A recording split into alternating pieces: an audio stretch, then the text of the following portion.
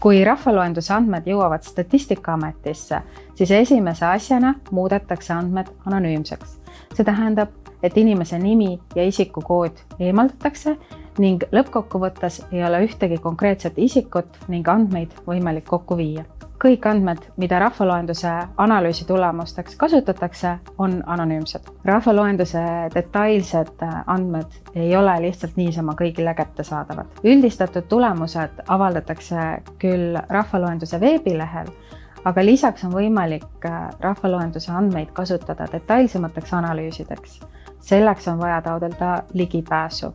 Ligipääs on võimalik taotleda vaid nendel ametnikel ja teadlastel, kellel see on tööülesannete täitmiseks vajalik. Kui mõni teadlane saab loa andmeid analüüsida, siis selleks peab ta tulema Statistikaametisse koha peale. Siin on selleks mõeldud eraldi ruum, mis pole ühenduses internetiga ja kus teadlane siis andmetele ligi pääseb. Ja loomulikult on rahvaloenduse andmed kaitstud e-riigile kohaselt kõikide küberturvanõuetega.